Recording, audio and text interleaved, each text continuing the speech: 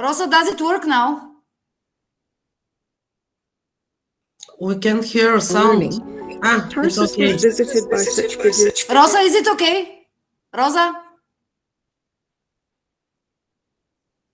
Yeah, now it was okay. Okay. I will start from the beginning. I'm sorry about that. I started recording the meeting, so yeah, I'm sorry. So we start from the beginning. Tarsus, best known as the home of the Apostle Paul, was the capital of the ancient province of Cilicia, and it is located near the eastern Mediterranean coast of Turkey. A city renowned in antiquity as a center of culture and learning, Tarsus was visited by such figures as Julius Caesar, Mark Antony, and Cleopatra. Recent excavations have uncovered more remains of the city from Hellenistic and Roman times, including a paved colonnaded street. Just on the edge of the old city are the ruins of St. Paul's house and supposed birthplace, which can be viewed underneath sheets of plexiglass. A well, known as St. Paul's Well, stands just beyond the traces of the house. Legend says that the Apostle Paul often drank from this well, and you can drink from its water even today. Come with me on a journey, the quest for answers, looking for the first followers of Christ in Turkey.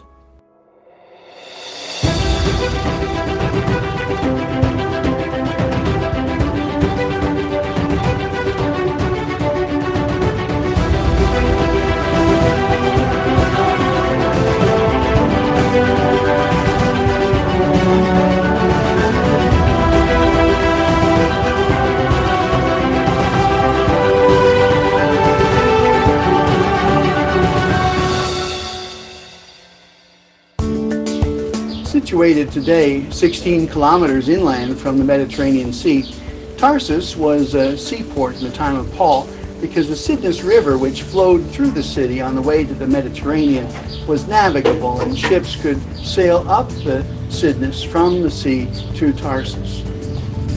In the middle of a traffic circle in Tarsus on the road to Mersin is a Roman gate called Cleopatra's Gate.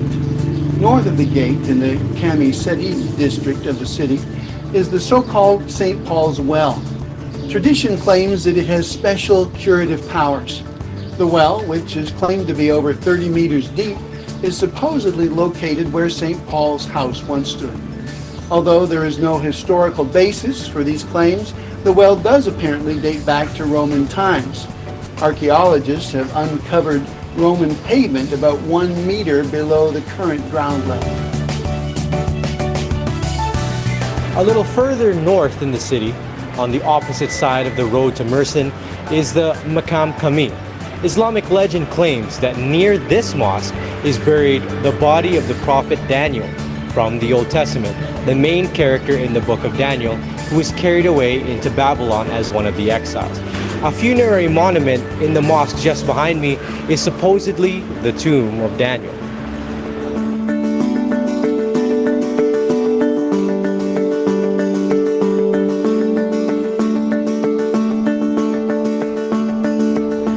There are no doubts that Tarsus is best known as the birthplace of Paul the Apostle. For more than a century, some scholars have claimed that Paul should be understood as the second founder of Christianity. What they mean is that Christianity is more than just the religion that Jesus preached.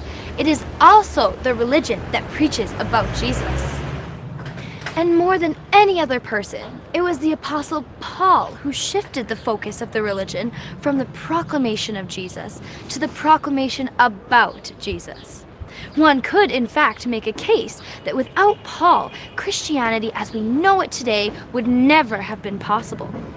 The Western world, which continues to be nominally at least Christian, would never have adopted this faith and would have remained firmly committed to the various polytheistic religions of the Roman Empire. Let's embark on a brief historical journey into Paul's life.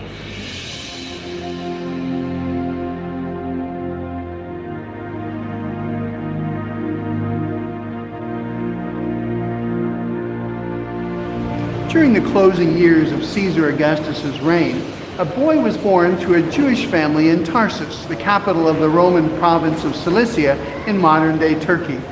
The family traced its descent from the tribe of Benjamin, and they named their son after the most illustrious member in their family's history, Saul, the first king of Israel. As a Roman citizen, the boy had 3 names. By one of them, he became famous, Paulus. Paul grew up in the prosperous metropolis of Tarsus, a city noted for its philosophy, science, education, and culture. A culture in which there was a mingling of Greek, Roman, and Jewish elements. Industries in Tarsus included weaving and tent making, a craft Saul would use later to subsidize his travels. In his writings, we find reflections of sights and scenes in Tarsus when he was a lad. In sharp contrast with the rural illustrations of Jesus, the metaphors of Paul spring from city life. Although born in Tarsus, Paul testified to the Jews in Jerusalem that he had been brought up in the city at the foot of Gamaliel. It is not clear when Paul was first brought to Jerusalem, but it is likely that sometime between the ages of 13 and 20, he began his formal rabbinical studies. His teacher, Gamaliel, was the grandson of Hillel, who began the Pharisaic school whose teachings run through the writings of the Talmud to this day. This is the same Gamaliel whose wisdom persuaded the Sanhedrin to spare the lives of Peter and the apostles. No doubt, it was while studying under Gamaliel and Hillel's school that Paul began to advance in Judaism beyond many Jews of his own age and became extremely zealous for the traditions of his fathers. However, Saul did not adopt his teacher's moderation, especially towards members of this messianic sect. Saul joined the growing number of Jewish leaders who steadily harassed and even killed followers of the Way, as it was called. During one meeting of the Sanhedrin, a follower of the Way, Stephen, appeared before the council. His replies infuriated the members of the Sanhedrin, who began taking off their cloaks and picking up rocks. Saul volunteered to watch their cloaks as they pummeled Stephen to death. Harassment of the Way now intensified, and Saul secured official papers from Jerusalem high priest requesting that Damascus synagogue extradite members of the Way to Jerusalem for trial. On his way to Damascus, however, Saul's plans and his life were changed.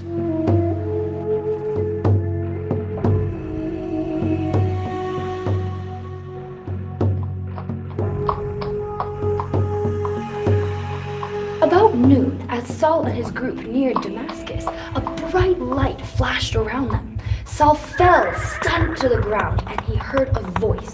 "Saul, Saul, why do you persecute me?" He was mystified. "Who are you, Lord?" he asked, not knowing what had thrown him to the ground. Then he heard, "I am Jesus, whom you are persecuting. Now get up and go into the city, and you will be told what you must do." Saul's traveling companions had seen the light, and they heard the noises, but they couldn't make sense of it. As they helped Saul up, they discovered that he couldn't see at all. They had to lead him by hand the rest of the way into Damascus. Saul didn't eat or drink for 3 days, though it's not clear whether this was a self-imposed fast or the result of trauma. On one of those days, he experienced another vision in which a man came to him and laid hands on him in prayer. The vision came true. A man named Ananias came and prayed for Saul. That's when, as the historian Luke put it, something like scales fell from Saul's eyes. Saul received not only his physical eyesight, but a new spiritual outlook as well. He was convinced that Jesus, the executed Nazarene itinerant, was alive and calling him to special service. Astonishingly, Saul, a devout Jew, now believed his life mission was to talk about Jesus to non-Jews. Saul submitted to baptism, the rite of initiation for followers of the Way. He then disappeared into Arabia for 3 years, from about AD 33 to 36. Where he went and what he did remains a mystery, but during this time he received revelations. He said Jesus came to him and taught him a message of forgiveness and salvation through faith. Saul decided to visit the leaders of the Way in Jerusalem. especially Peter and James. And despite his dramatic turnaround, Saul remained unknown and distrusted by adherents of the way in Judea. Rumors circulated that Saul's conversion was a fake, a clever trick to ferret out more Christ followers to put in jail. Joseph of Cyprus, known as Barnabas, gained a welcome for Saul by introducing him to the church. During these years, Saul's life was in real danger. On 2 occasions, devout Jews, perhaps former colleagues, tried to murder him. In order to save his life, Saul returned to his hometown. He stayed in and around Tarsus for the next decade.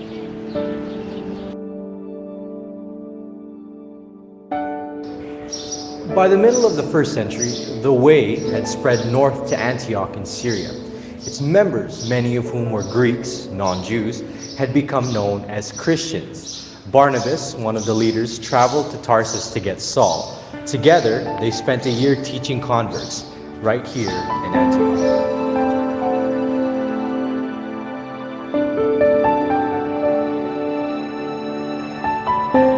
The leaders, apparently impressed with Saul and Barnabas' work with Greek converts, determined that these two should take the Christian message to Cyprus and Asia Minor.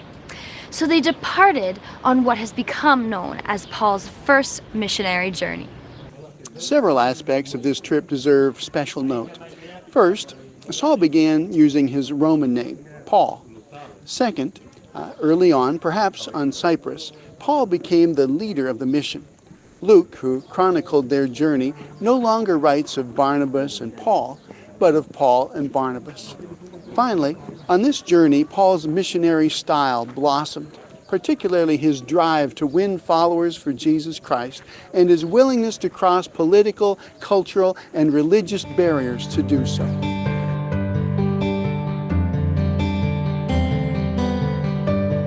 He came back to Antioch and from there went to Jerusalem from what is known as the Council at Jerusalem to discuss a major theological issue.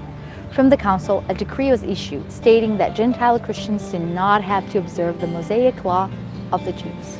With this issue settled, Paul invited Barnabas on another journey to see how their new converts were faring. Barnabas insisted on taking John Mark, an early companion of their first journey, but Paul balked. John Mark had deserted them on their first mission trip, and that, insisted Paul, disqualified him. Paul and Barnabas argued sharply, and they parted our ways. Barnabas and John Mark sailed to Cyprus. Paul took a new partner, Silas, and went through Syria and Cilicia, delivering the news about the Jerusalem Council. Paul and Silas now began what is termed Paul's second missionary journey. Along the way, Paul picked up a convert named Timothy. Later, Luke, a Greek physician who wrote a history of the movement, also joined the group. On his second mission trip, Paul founded churches in Philippi, Thessalonica, and Berea, among other places.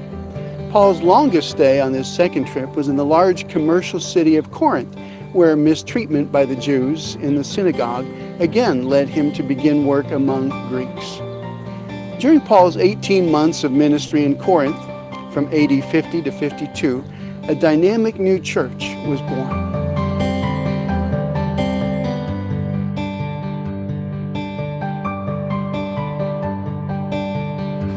Paul returned once again to this city, Antioch. Then he started out on his third missionary journey. He settled down in Ephesus for more than 2 years. Then he was off to Jerusalem. In part, he wanted to deliver a famine relief fund he had been collecting from Gentile churches for Jerusalem Christians to show them the solidarity of Christians elsewhere. But Paul was a realist, and he recognized his reputation among Jews in Judea would likely lead to more persecution and perhaps arrest. When his friends tearfully tried to dissuade him, he forged ahead. He said he felt compelled by the Spirit to go so that he could complete the task the Lord Jesus has given me, the task of testifying to the gospel of God's grace. After delay, due mostly to another plot against his life, Paul and his companions arrived in Jerusalem in about AD 57. When in Jerusalem, Paul was seized and the Jewish leaders were about to kill him when Roman troops showed up, arrested Paul, and chained him. For the next few years, he was dragged before one Roman official after another. Later, at his request, he was brought to Rome. As with most incidents in Paul's life, even the journey to Rome was not uneventful. After a delay of 3 months, in the spring of AD 60, Paul and his guard finally reached Italy. In Rome, Paul was put under house arrest, but he invited Jews to come to his rented home, and he debated with them. As usual, when they stopped giving him an ear, Paul turned his message to the Romans. For 2 years, he continued teaching any who visited. We do not know the results of Paul's legal hearing, which probably took place in AD 62. Early Christian tradition indicates that he was martyred by the sword during Nero's persecution in July of 64 AD. Still, Paul had carried his message to people of many religions and cultures. P.T. Forsyth once said, "You must live with people to know their problems, and live with God in order to solve them." Paul networked an entire empire in life and by letter, sharing his soul and Christ's message with Jew and Greek, bond and free, male and female. He once said, "I have become all things to all men that I might win some." It's clear that nobody has ever done it better.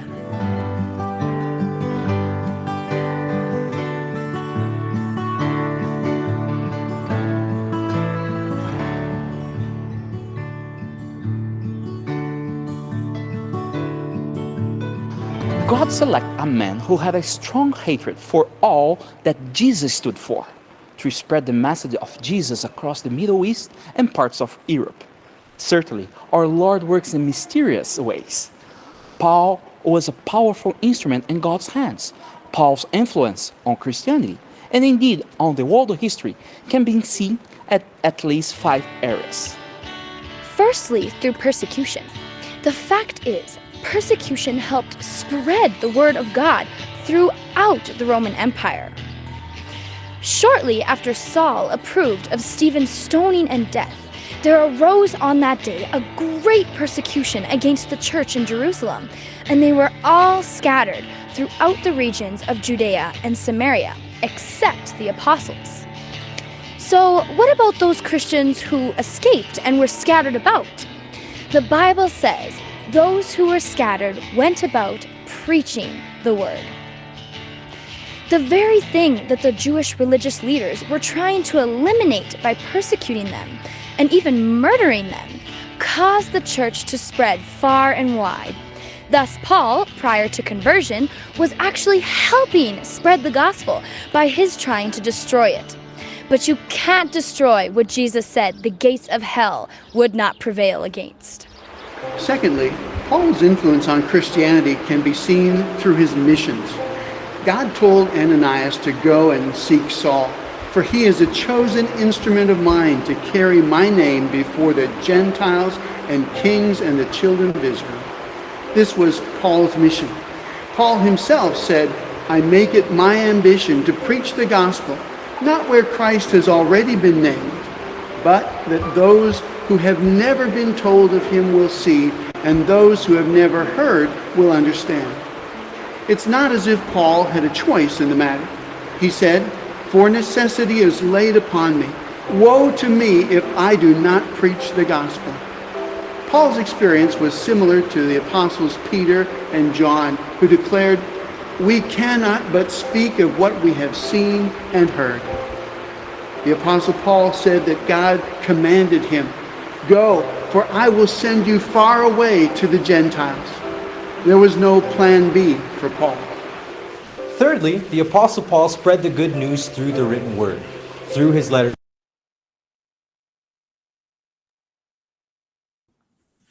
Okay, hi.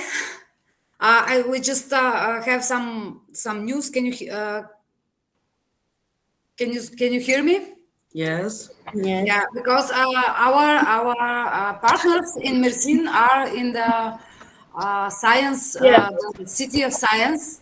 Yeah, they are in the City of Science. I've put the Yes. YouTube on my telephone. Yeah, because this video became very long. I have two shorter videos for Mersin just showing all the sites that they will visit.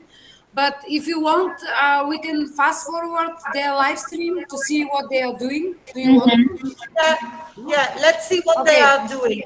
Okay, I will find it now. Just a second. I'm searching. Why don't I have a camera? Okay. I'm searching now in YouTube for Tuba channel. Are And you going to share your screen? yeah, I will share my screen, of course, of course. Okay. Yeah, I will share my screen.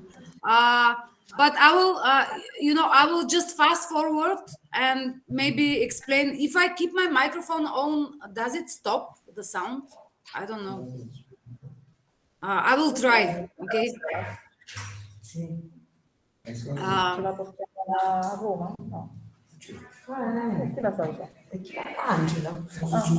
Okay, I'm sharing now. Okay. Thank you, Marina. Yeah, it's okay. So the school is called. You mute your microphones. I will try to stay with mine. The school is called. Wait a second. Mersin Bilim Köyü. I don't know, to be honest. But this is the greeting of the students. So they arrive at the city of science, where they will learn some things and see how other children work in this city. So I'm going to just fast forward because it's a greeting ceremony, and that's not of a big interest. Just the connection is not that great. Although it's streaming Marina, live. I found some photos yesterday on the web. I don't know if they are real. Now we will see this video from them and we can have some shots with the computer. Okay, if the video starts, because it doesn't somehow. I'm just gonna refresh the. These are the risks of the live streaming. Yeah, I don't know. Here they are, because I wanted to give it back, but they are now in this city, in the building, and they are looking at some. Let's hear them. No, this no. When you pull this ball, you feel some energy. Then it's different.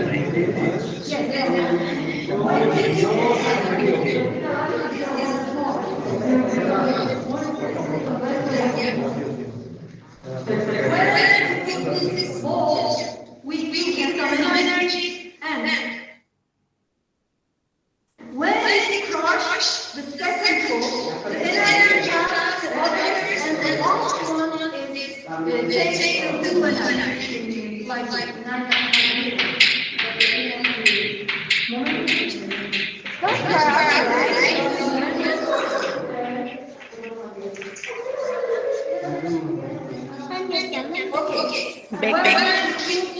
Two balls.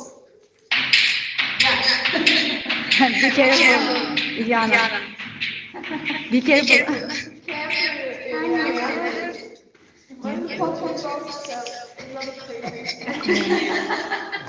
And the lights. Right? Yeah.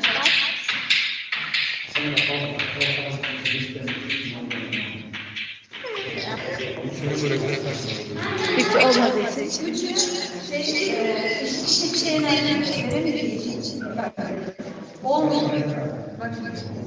Şöyle olacak. Ortadaki sabit ikiye bölünecek. Bakalım. Pretty. Oh my god. Tamam. Wow. These are students from Science and Art Center. Teacher. They are not normal. They don't accept the ordinary ones.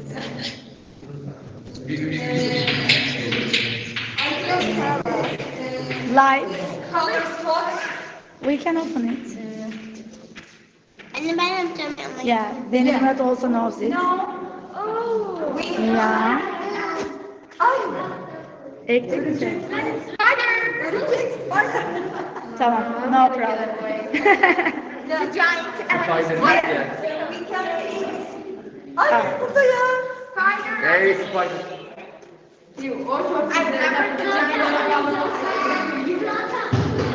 I don't want to kill you.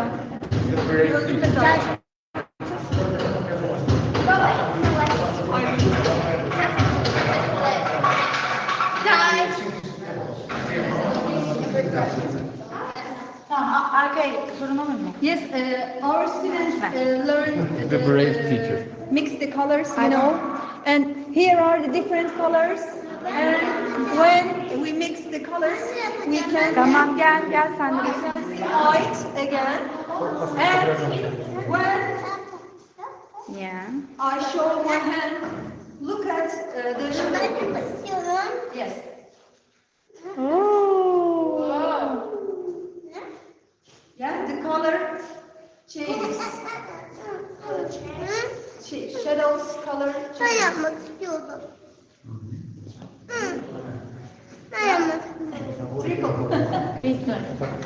Right on the group. Today we are on YouTube, but it is an extra session. Today we are on YouTube, but this is extra session. Okay. I don't know. Okay. So There is a laboratory today we and are our students make some experiments there. at Science Museum. Yeah, but this is extra session. This is extra. I will send Kahoot link for the Tarsus historical visit. Kahoot link? Yeah. Tarsus visit. Yeah.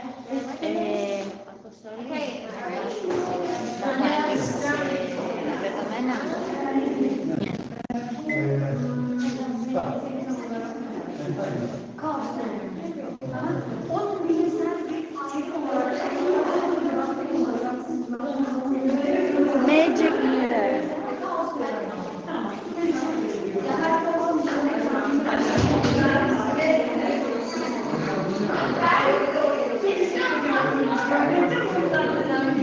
So, good morning everyone. ben bir İngilizce dinletim. Ben bilimlerine bakıyorum. Şu şekilde tuttuğumda bak elini açıp bırakmaya şöyle tutabilir misin bunu? Tutamazsın. Ama bunu şimdi çok hızlı bir şekilde çevirir misin? Çevir. Hızlı bir şekilde. Çevir. Bırak şimdi. Açtığında tutması lazım. Çok ince. Şöyle tuttuğunda o dengede kendine durabiliyor. Çeviriyor.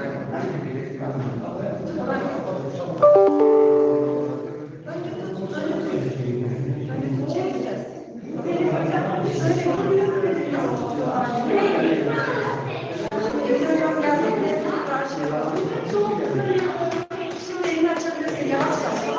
Yavaşça. Bence yanlış tutuyorsun. Bunu bir şekilde tutuyor değil mi? Deniz? Evet. Tamam. Merhaba de.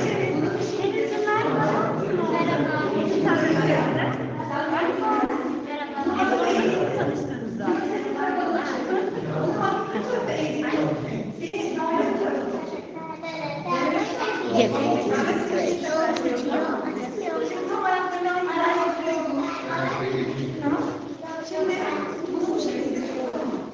Ah, yeah. Bak, izleyiciye çok ama bak. Bir süre sonra bunu çok hızlı gönderdiğimizde sadece şu tarafa doğru eğmeye çalış. Tamam mı? Peki. Evet, şimdi eğmeye çalış. Yavaşça. Eğ. Seni döndürmesi gerekiyor. Evet, dönüyor musun? Biraz. Niye dönmedin? Gidiyor. Evet, geliyor. She's turning. Wow. Hello.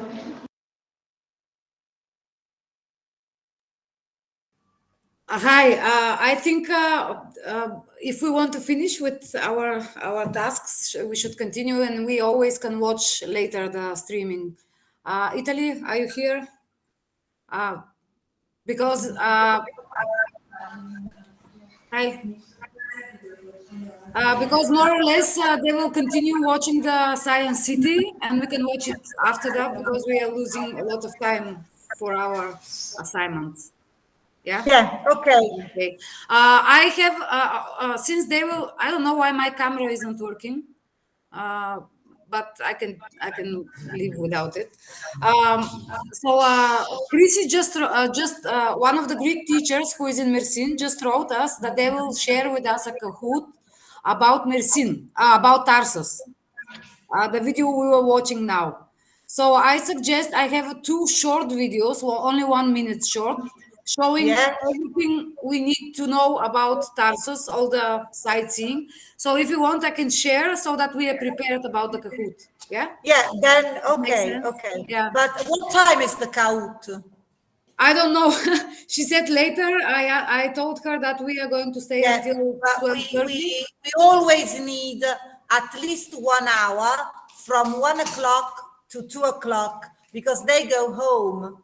And Yeah. so they catch the bus outside school and they go home. And so they need at least 1 hour to go Oh, home, to eat, and okay. everything. So from 1 to 2 o'clock, we are never available in I know, no problem. We also can't keep the children, especially the young ones, too long in front of the computer. yeah, So maybe for the Kahoot, we will meet at 2 o'clock. at two That's o'clock. that's Okay, possible. Even the sixth okay. graders. Hello, sixth graders. Do you agree just for a Kahoot to meet, Steffi? Because with the small Yeah, ones, I will write it in the chat. I will write it yeah, after in the I chat. think they hear Okay. us, but their microphone is muted, and I don't hear anything. Okay, go on with the video. Okay, so but pay attention because then at the Kahoot game we need to know these places. Just pay attention to the places. Steffi, do you hear me at all? Did you understand? You must learn these Okay, places okay. because you have to do the count after. Io non lo so dove... Just a second until I adjust the video and the subtitles.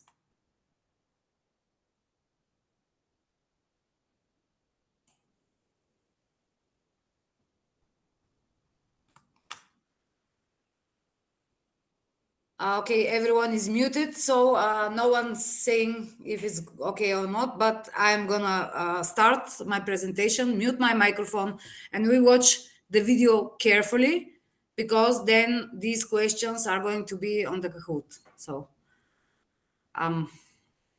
Okay, thank you. at least someone answering me. Okay, everyone's busy. Yeah. Just tell me if you see my screen. Yes, it's okay. Okay, then I mute. Over 6,000 years old, Tarsus, a city in southern Turkey, is one of the oldest cities in the world. Near the center of the city, you can find Karakashik Bedestan, a local market, and the Grand Mosque of Tarsus. Both buildings were constructed in the 16th century and perfectly exemplify Ottoman architecture of the day. You can also find ruins dating back even further. This was the home of St. Paul, after all. St. Paul is not the city's only connection to religious texts, however. Here you have Ashibi Keef Cave, otherwise known as the Seven Sleepers Cave. It is said that in 250 CE or AD, 7 youths ran to this cave to escape religious persecution. They entered the cave in 250 CE, fell asleep, and emerged 300 years later, safe from prosecution and not one bit older. It's not known if this was the actual cave, so there's many other cave systems near the city to explore. They are completely empty, amazingly pristine, extremely well lit, and just spectacular to explore. It really is something. After some time underground, Tarsus Waterfall is a perfect place to come for a bit of relaxation. You've got a restaurant right here. You can try the famed Tarsus hummus or just sit back and have a drink. And finally, you've Old Tarsus. It is these streets that St. Paul himself walked. St. Paul's church is here along with St. Paul's well. This was, for all intents and purposes, his home. And the architecture shows it. Dating back hundreds, if not thousands of years, these streets are truly the streets of old.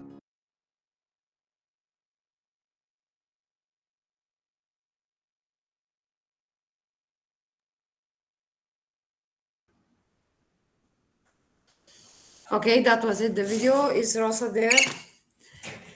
I can share two more videos, but after that.